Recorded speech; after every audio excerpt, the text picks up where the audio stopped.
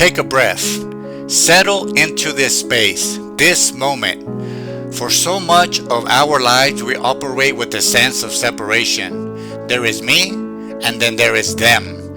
The colleague who wronged us, the neighbor with the opposing view, the family member who never understands. They become a distinct entity, a force external to our being, against which we must defend, argue, or from which we must withdraw. We feel the heat of this conflict, a flush of anger, a knot of anxiety, a cold withdrawal. It feels real, the division. It feels like the truth. But what if this they is an illusion, a trick of perspective, a misreading of the internal map? Consider for a moment the profound and delicate system within you, your immune system. Its primary sacred function is discernment. It patrols the vast landscape of your body, a faithful guardian trained to recognize self from non-self.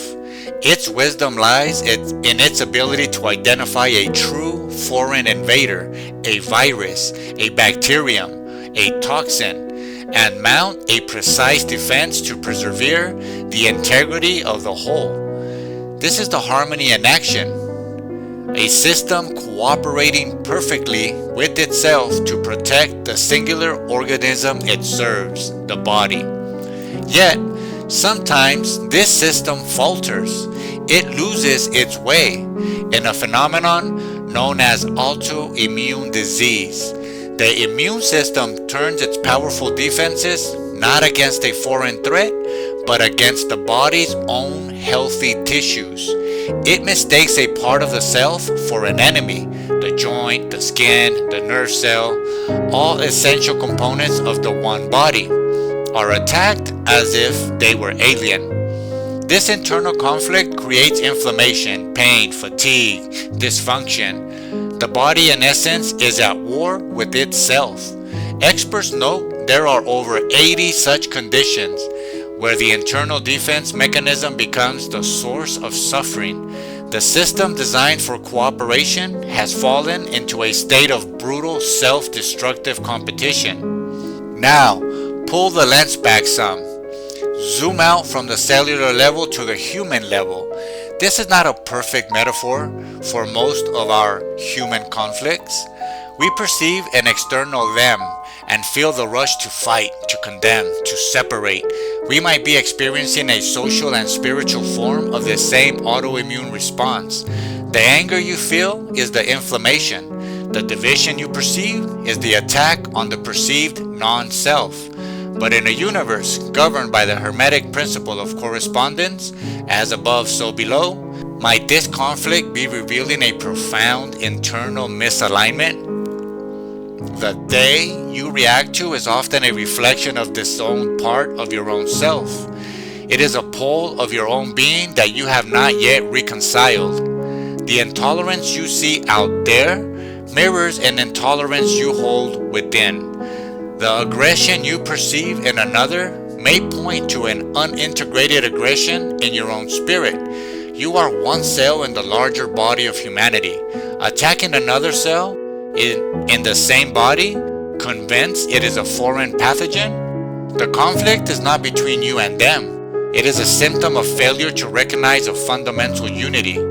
So, what is the path to healing? It begins with a revolutionary question, a turn inward. When you feel the heat rise against them, pause. Do not launch the attack. Instead, become the curious physician of your own soul. Ask yourself the diagnostic question: what in me, in my spirit, or in my memory held in my actual body resonates with this feeling? What pole within me is being activated by this mirror? Perhaps it is an old wound of disrespect that you have not fully tended. Maybe it is a fear of your own power that you see projected as arrogance in another. It could be a yearning for connection that has hardened into judgment. The person or situation before you is simply the antigen, the trigger that has activated your own latent response. And here is where we must practice a new kind of patience, rooted in the principle of mentalism, which teaches that the all is mind. If reality is mental, then the answer to this question exists within the field of your own consciousness. You may not see it immediately, the connection may not be obvious.